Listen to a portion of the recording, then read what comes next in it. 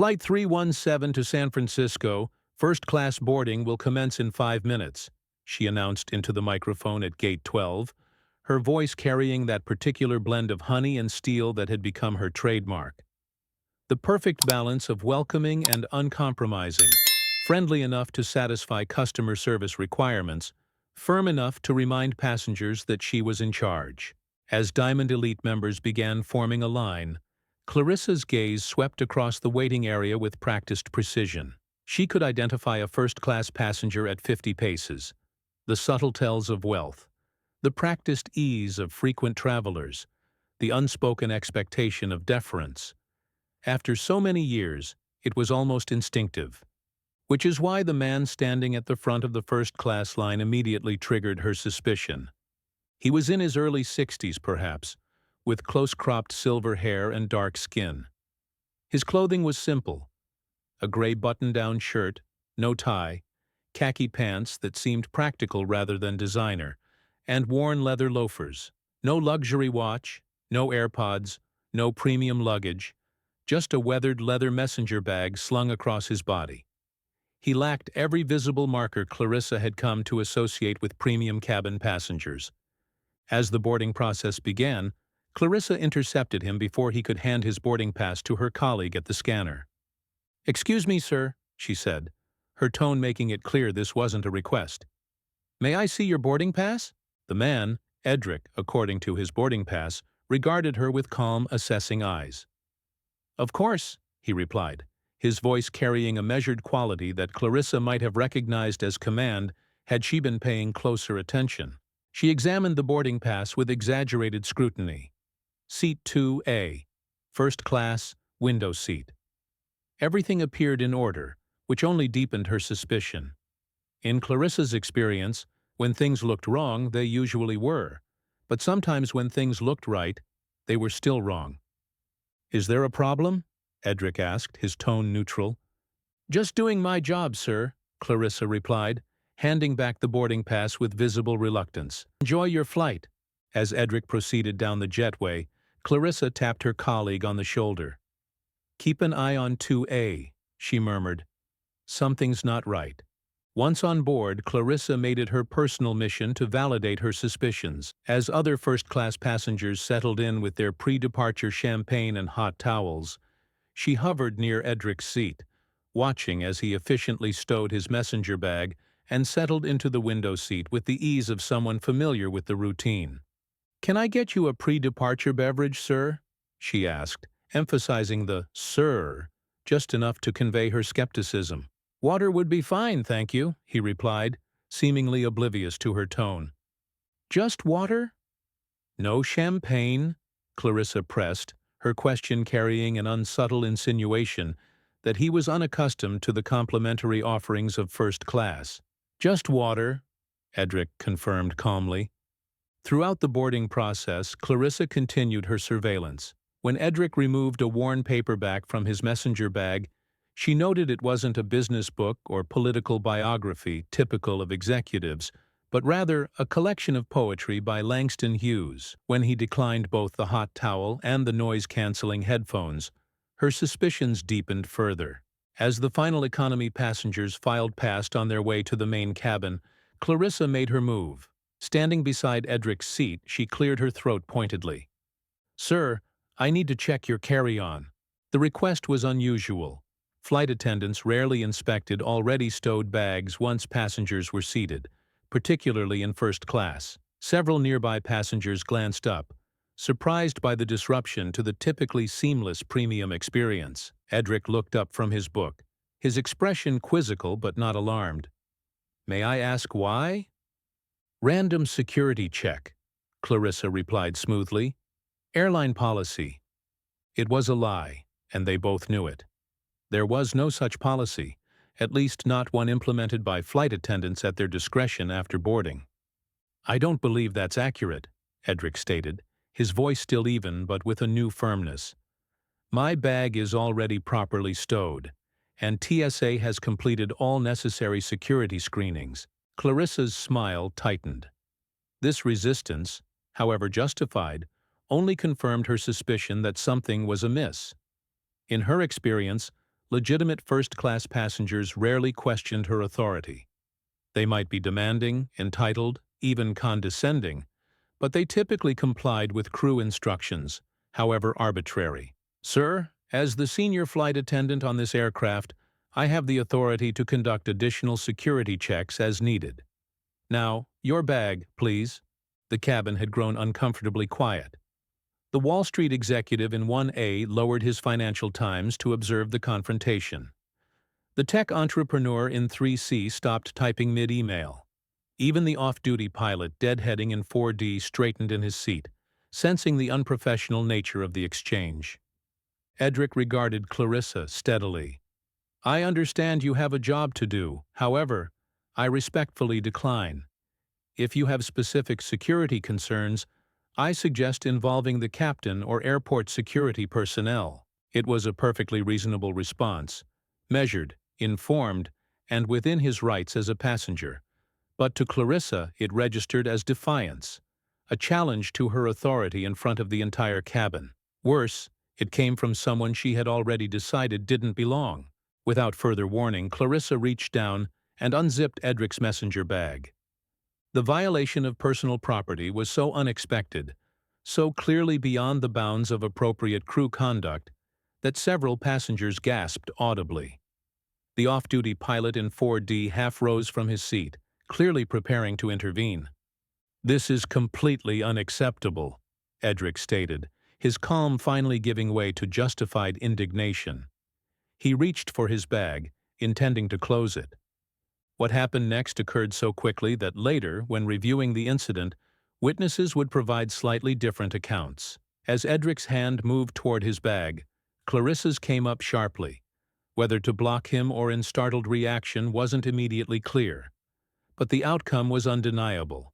Her hand connected with Edric's face in what could only be described as a slap. The sound seemed to reverberate through the suddenly silent cabin. For 3 heartbeats nobody moved. Then chaos erupted. "Did she just... Oh my God! Someone get the captain!" The tech entrepreneur in 3C was already recording with his phone. The Wall Street executive in 1A had pressed his call button repeatedly. The off-duty pilot was now fully standing, his voice cutting through the commotion with the clear authority of someone used to managing crises. "Ma'am, step away from the passenger immediately. Someone notify the captain that we have a situation in the cabin." Clarissa stood frozen, her own shock at her actions momentarily paralyzing her. In 15 years of flying, through countless difficult passengers and stressful situations, she had never physical contact with a passenger in anger or frustration.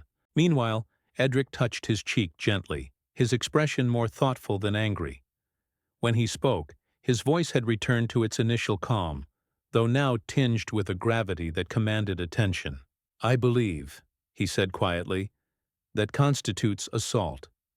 The simple statement cut through Clarissa's shock, replacing it with defensive indignation. "You were interfering with my duties," she began, but the words sounded hollow even to her own ears. The cabin door, which had been about to close for departure, reopened. The captain appeared, his expression severe as he took in the scene. "What's happening here?" he demanded. Multiple voices responded simultaneously, but the off-duty pilot cut through the confusion with a succinct summary. "Sir, the senior flight attendant physically struck the passenger in 2A after attempting to search his bag without cause." The captain's face darkened as he turned to Clarissa. "My office. Now." Then to Edric. "Sir, I apologize profoundly for this incident. Would you be willing to speak with me after I address this immediate situation?" Edric nodded. "Of course, Captain." As Clarissa followed the captain toward the cockpit, her mind raced through possible explanations, justifications, defenses, none of which seemed adequate to address what had happened. By the time she was seated in the small office adjacent to the cockpit, she had settled on the truth as her only viable option. "I made a terrible mistake," she began, her voice barely steady. "I allowed my assumptions about the passenger to cloud my judgment, and I behaved unprofessionally.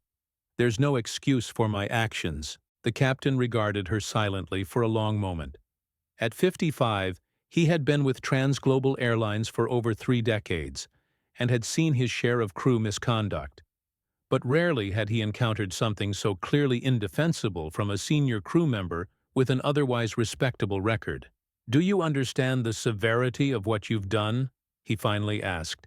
"Physical assault of a passenger is grounds for immediate termination, not to mention potential criminal charges if the passenger chooses to press them." Clarissa nodded, the reality of her situation finally penetrating her defensive shell. "I understand." "I don't think you do," the captain continued. "Do you know who that passenger is?" The question caught Clarissa off guard. She had assumed Edric was nobody of consequence. That had been the entire basis of her misjudgment. "No," she admitted. "That's Brigadier General Edric Holt, retired. 30 years of distinguished military service, recipient of the Silver Star for Valor in Afghanistan, and currently heading the Veterans Transition Foundation." Each credential landed like a body blow, stripping away Clarissa's remaining professional dignity. But the captain wasn't finished. "He's also the husband of Eleanor Holt." The name hung in the air between them, its implications slowly dawning on Clarissa. Eleanor Holt, the reclusive billionaire who had acquired Transglobal Airlines 5 years ago during bankruptcy proceedings and transformed it from a failing regional carrier into a competitive national airline. Clarissa had just slapped the owner's husband. "I didn't know," she whispered, the inadequacy of the statement painfully obvious even as she uttered it. "Would it have mattered?" the captain countered, echoing her unspoken question to herself. "If he were any other passenger, would your behavior have been acceptable?" Without waiting for an answer, he continued, "You're removed from this flight.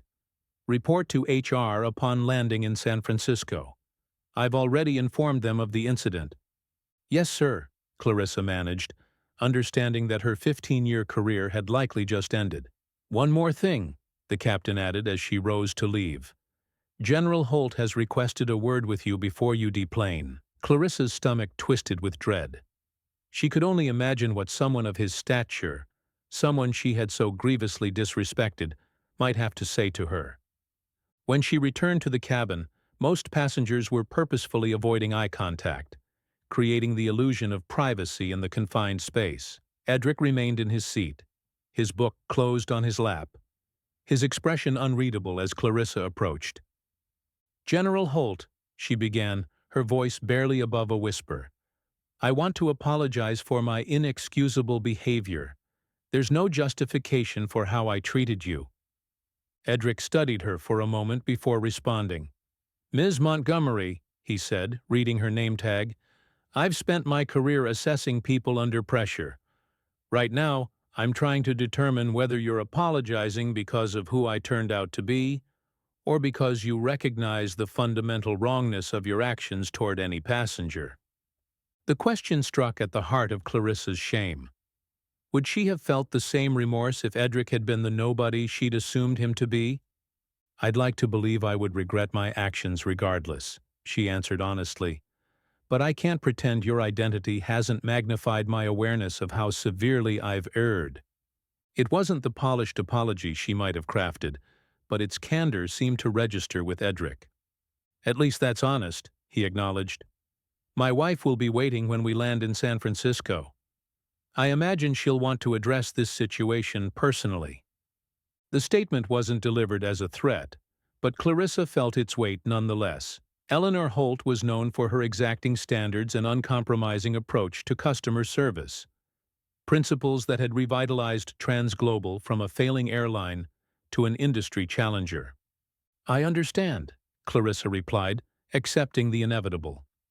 The flight to San Francisco proceeded without Clarissa, who sat in the jump seat at the rear of the aircraft, isolated from both passengers and crew. The 5 hours gave her ample time to contemplate how thoroughly she had sabotaged her career through a single moment of prejudiced judgment. Upon landing, Clarissa was escorted directly to the administrative offices in Terminal 2, where she was instructed to wait outside a conference room marked "Executive Meeting in Progress." After 45 minutes that felt like 45 years, The door opened, and a woman Clarissa recognized immediately from company publications emerged.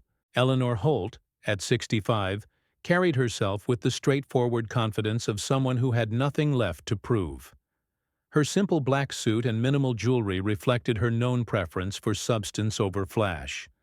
Without preamble, she gestured for Clarissa to enter the conference room, where Edric was already seated at the table. "Ms. Montgomery," Eleanor began once they were seated, "I've reviewed the incident reports from the captain, 3 passenger statements, and the video that is, as we speak, circulating on social media. I've also heard my husband's account." Her tone was neither angry nor emotional, just matter-of-fact, which somehow made it more intimidating. "I want to be clear about something before we proceed," Eleanor continued. "Transglobal's service philosophy is built on a simple premise. Every passenger deserves respect, regardless of how they're dressed, what they look like, or who you assume them to be." She paused, allowing the words to land with full force. "Today, you violated that principle in the most fundamental way possible. You profiled a passenger based on appearance, escalated without cause, invaded his personal property, and ultimately resorted to physical assault when challenged." Clarissa nodded, accepting the assessment without defense. "Standard protocol would be immediate termination, possibly accompanied by legal action," Eleanor stated. "However, Edric has suggested an alternative approach." Surprised, Clarissa glanced at Edric, who had remained silent until now. "Ms. Montgomery," he said, leaning forward slightly, "during my military career I learned that people sometimes reveal their true character under pressure. What I witnessed today was someone who has forgotten why they chose this profession in the first place." His assessment was uncomfortably accurate. Somewhere along her 15-year journey, Clarissa had transformed from an eager young flight attendant who wanted to make travel special for passengers into someone who viewed her authority as the point rather than the means of her role. Clarissa found herself genuinely speechless. She had expected termination, possibly public humiliation as the video circulated, perhaps even legal consequences. She had not expected compassion, particularly from the very person she had mistreated. Eleanor took over the explanation. 6 months unpaid suspension. During that time, you'll work with our customer service training team to develop new modules specifically addressing bias and passenger dignity. If return to flying, it will be as a junior flight attendant on regional routes, with close supervision and regular passenger feedback reviews. The terms were simultaneously punitive and generous, acknowledging the severity of her actions while offering a structured path back from the professional abyss. "Why would you do this?" Clarissa asked, genuinely bewildered by their approach. "Why not just fire me and be done with it?" "Because firing you solves nothing beyond removing one problematic employee," Eleanor replied candidly. "Having you help redesign our training based on your own mistakes potentially improves service for millions of future passengers." It was pragmatic, yet profound, transforming Clarissa's failure into a teachable moment that might benefit the entire organization. "The choice is yours," Edric added. "You can accept termination with a standard severance package, or you can choose the harder path of accountability and potential redemption. Either way, it will be your decision, just as the actions that brought us here were your decision." In that moment, Clarissa recognized the core lesson of her humiliation. True power had nothing to do with uniforms or titles, or the ability to control others. It resided in the capacity to respond to offense with discernment rather than reaction, to see beyond surface behaviors to the potential beneath.